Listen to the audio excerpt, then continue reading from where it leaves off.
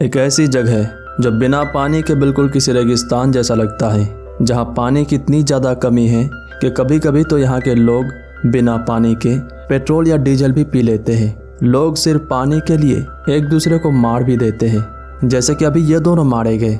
दरअसल वार्नेस्ट की छोटी सी मशीन से पानी चुराने की कोशिश करने के अलावा उसे मारने की कोशिश भी की, जिससे अर्नेस्ट को उन्हें मारना पड़ा।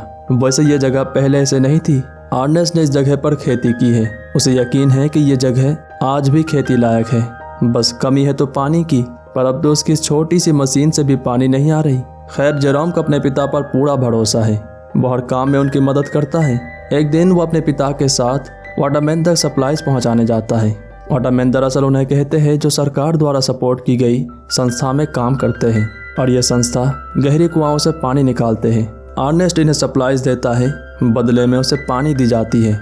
वहाँ से वापस आते समय उसके म्यूल की टांग टूट जाती है। अर्नेस्ट को ना चाहते हुए भी उसे मारना पड़ता है। इसके बाद वो जाता है सैम के ऑक्शन हाउस पे।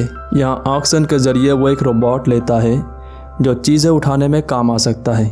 हालांकि यह रोबोट सैम की बेटे फ्लेम को चाहिए था। उसने ऑक्शन के जरिए उसे लेने की कोशिश भी की, लेकिन नहीं हो पाया। ऑक्शन से वापस आते समय अर्नेस्ट अपनी बीबी कैथरीन से मिलता है, जो अतीत में हुई एक्सीडेंट की वजह से चल फिर नहीं सकती। यहाँ मेडिकल फैसिलिटी के जरिए उसकी चलना फिरना हो जाता है, पर अपने परिवार को छोड़कर उसे यहीं पर रहना पड़ता है। घर वापस आते समय अर्नेस्ट अपनी गाड़ी पे फ्यूल डलवाता है और कुछ फ्यूल खुद भी पीता है। इसके बाद वो रॉबी से मिलता है, जो अपनी दूध पीते बच्चे के जरिए लोगों से मदद पाने की कोशिश कर रहा था। अर्नेस्ट मौका मिलने पर उनकी मदद ज़रूर करता है, जैसे कि अब उन्हें पीने के लिए पानी देता है। यहाँ तक कि बच्चे को किसी डॉक्टर को दिखाने के लिए भी कहता है, और डॉक्टर की फीस खुद देना चाहता है। घर वापस आते समय वो फ्लेम को देखते हैं, जो उसके घर की तरफ से आ रहा है। अर्नेस्ट समझ जाता है कि उसकी बेटी मैडी के साथ फ्लेम की चक्कर है। अर्नेस्ट अपनी बेटी को समझाने की भी कोशिश करता है कि लड़का अच्छा नहीं है, पर मैडी उसकी नहीं सुनती। अगले दिन वो देखते हैं कि उनकी रोबोट गायब है। अर्नेस्ट को फ्लेम पर शक होता है, इसीलिए वो उसके पिता सैम से मिलता है, जिससे उसे पता चलता है कि आज सुबह फ्लेम पहाड़ों की तरफ गया था। अर्नेस्ट भी उसी दिशा पर चल देता है, लेकिन यहाँ पर वाटरमैन उसे पकड़ लेते हैं। उस पर इल्ज़ाम होता है कि उसने वाटरमैन की सप्लाईज चुराई है। उन्होंने अर्नेस्ट की मशीन पे उनकी सप्लाईज देखी थी, लेकिन अर्नेस्ट की तो इसमें कोई हाथ नहीं है। यही बात जताने की कोशिश करते हुए कैलेब के साथ उसकी लड़ाई हो जाती है, पर अर्नेस्ट बंदूक के दम पर आराम से निकल लेता है, और इसी में भलाई है क्योंकि मामला गंभीर है। कुछ ही देर बाद वो अपने रास्ते में फ्लेम को देखते हैं, जो कि सोया हुआ है, और रोबोट भी उसी के साथ है, जिसमें वाटरमैन की सप्लाईज भी हैं, यानी यह पूरा कान फ्लेम का है। अर्नेस्ट उसे अपने कब्जे में ले लेता है और निकल पड़ता है वाटरमैन की तरफ। उसे साबित करना है कि ये काम उसकी नहीं है। रेगिस्तान जैसी जगह और ऊपर से कड़कती धूप उन दोनों की हालत खराब कर देती है। फ्लेम के कहने पर वो दोनों उन्हीं सप्लाईज में से थोड़ा सा पानी पीते हैं।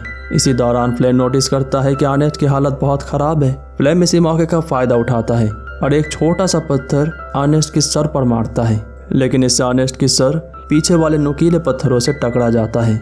इससे उसकी सर पर गहरी चोट आती है। हालांकि फ्लेम की इरादा उसे मारने का नहीं था, लेकिन अब मामला बिगड़ चुका है। फ्लेम अर्नेस्ट की मदद भी नहीं करता, बल्कि उसे रोबोट के साथ बांध देता है और रोबोट की डेस्टिनेशन फिक्स कर देता है वाटर कैंप की तरफ। इससे रोबोट अर्नेस्ट को घसीटते हुए उसी दिशा पर चल देता है। इधर जेरोम जब देखता है कि उसके पिता को गए बहुत देर हो चुकी है, तो वो अपने पिता की तलाश में जाता है वाटरमैन के पास। यहाँ उसे पता चलता है कि उसके पिता मारे जा चुके हैं। सबको यही लगता है कि रोबोट की घसीटने की वजह से वो मारा गया, और अब फ्लेम को रोकने वाला कोई नहीं है। उसके साथ मैडी की रिश्ता और भी गहरा होता जाता है, यहाँ तक कि अब तो मैडी प्रेग्नेंट भी हो चुकी है। फ्लेम जेरोम से वादा करता है कि वो जल्द ही उनके खेतों में पानी का इंतजाम करवा देगा। इसके लिए वो कैलेब के पास जाता है। उसे समझाने की कोशिश करता है कि उन्हें पानी की बहुत ज़रूरत है, लेकिन कैलेब पानी देने से साफ मना कर देता है, जिस तरह से उसने अर्नेस्ट को किया था। तब फ्लेम दूसरा तरीका अपनाता है, जिसमें वो कैलेब को गिल्टी फील करवाता है कि शायद अगर उस दिन वो अर्नेस्ट से नहीं लड़ता तो वो जिंदा होता। कैलेब उसकी बातों में आ जाता है और उनके खेतों में पानी का इंतजाम करवा देता है। फ्लेम इस ज़मीन पर बहुत मेहनत करता है। उसे भी अर्नेस्ट की तरह यकीन है कि ये ज़मीन आज भी उपजाऊ है, बस कमी थी पानी की, और अब वो भी आ चुकी है। देखते ही देखते ज़मीन बिल्कुल हरा भरा हो जाता है, और साथ में फ्लेम की जिंदगी भी मैरी के साथ उसकी शादी हो जाता है। एक दिन सैम के साथ बैंक के कुछ लोग आते हैं जो फ्लेम को बताते हैं कि अर्नेस्ट पर बहुत कर्ज है, इससे चुकाने के लिए ये जमीन बैंक के नाम कर दी जाएगी। फ्लेम जमीन देने से साफ मना कर देता है, बल्कि जमीन के बदले बैंक के पैसे चुका देने की वादा करता है। हालांकि ये पैसे चुकाना उसकी बस का नहीं है। उसके पिता उसे समझाते भी हैं, लेकिन वो नहीं सुनता। उसी दिन वो मशीन के साथ अपने दोस्त रॉबी और उसके बच्चे को उठाकर पहाड़ों पे ले जाता है। दरअसल उसकी इंटेंशंस ये है कि वो मशीन के साथ रॉबी के बच्चे को बेच देगा, जबकि इसके बारे में खुद रॉबी को भी नहीं पता। बच्चे के बदले उसे अच्छे खासे पैसे दिए जाते हैं। रॉबी के कुछ समझने से पहले ही वो खरीदने वाले उन पर हमला कर देते हैं, जिसमें रॉबी मारा जाता है और मशीन डैमेज हो जाता है। फ्लेम जैसे तैसे यहाँ से भाग जाता है, जबकि इधर रोबोट डैमेज होने की वजह से अपनी डिफ़ॉल्ट सेटिंग के जरिए मैन्युफैक्चरर कैल्विन के एड्रेस की तरफ चल देता है। फ्लेम बैंक के पैसे चुका देता है और जेरोम से कहता है कि बैंक के पैसे चुकाने के लिए उसे रोबोट को बेचना पड़ा। वही दूसरी तरफ रोबोट मैन्युफैक्चरर कैल्विन तक पहुंच जाता है, जो उसे दोबारा पहले जैसा कर देता है।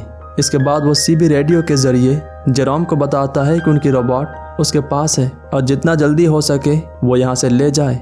जब उससे पूछा जाता है कि रेडियो पर कौन था, तो जेरोम कहता है कि वो उसकी मॉम थी, उससे मिलना चाहती है। लेकिन वो फ्लेम को सच नहीं बताता, क्योंकि जब भी फ्लेम से उस रोबोट के बारे में या रॉबी के बारे में पूछा जाता है तो वो बिल्कुल चिड़चिड़ा हो जाता है। जेरोम अपने माँ से मिलने को बोलकर कैल्विन के पास जाने की कोशिश करता है, पर इसके लिए बॉर्डर पार करना होता है। लेकिन वो माइनर है, इसीलिए उसे बॉर्डर पार करने नहीं दिया जाता। यहीं पर उसकी मुलाकात होती है एना से, जो सेटलर ग्रुप के एक मेंबर है। एना उसे बॉर्डर पार करने में मदद करती है। फिर जेरोम जाता है कैल्विन के पास। यहाँ कैल्विन उसे सिखाता है कि किस तरह के ये रोबोट के लेजर्स कैमरे के तौर पे काम करते हैं। जेरोम को ये बहुत अच्छा लगता है। वो रोबोट की मेमोरीज चेक करना शुरू करता है और इन्हीं मेमोरीज में वो देखता है कि फ्लेम ने ही उसके पिता की हत्या की है। ये देखकर बेचारी की आंखों में आंसू आ जाते हैं, लेकिन इसके बारे में वो किसी को नहीं बताता।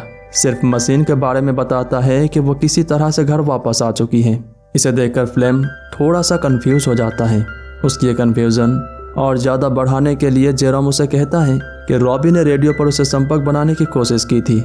इस बात से फ्लेम थोड़ा सा गुस्सा हो जाता है और कहता है, बार बार मेरे सामने रॉबी रॉबी मत किया कर। दरअसल उसे डर है इस बात का कि अगर रॉबी वापस आ गया है तो उसकी पूरा कांड सबके सामने आ सकता है।